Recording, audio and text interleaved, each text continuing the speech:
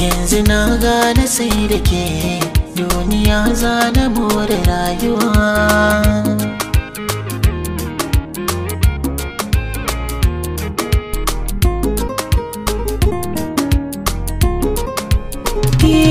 Na ji so haɗuwar jini sarai, na amince akan hakan kwarai, ni da ke rayuwa idan da rai.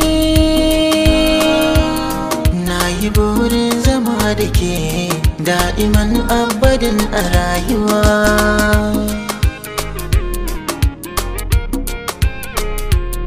Yau garan ke zamo kamar jini, ko in ce idanun gani, dukka mata basa da kwarjini.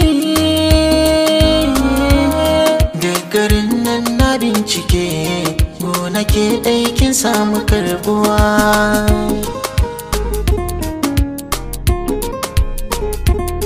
Wanda bai san ki ne da shi, babu sauran shiri a rayuwa. Ran da duk na yi gamo da shi, Allahu ya san bai za ya faruwa. Ko da sun kai yawan tururuwa, duk su taro su zo da in uwa.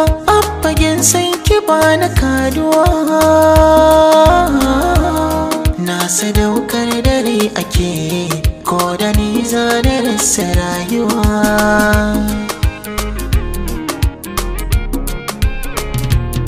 Na kira ki da sarauniyata, wacce ke mulkin zuciyata.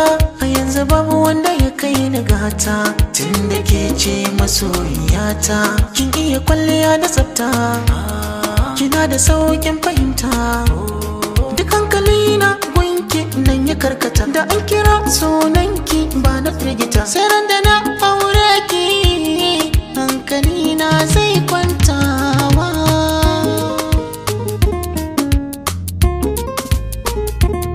Zuciyata tana ta damuwa, kan tunanin rana ta rabuwa. Babu makawa ko mai shakuwa,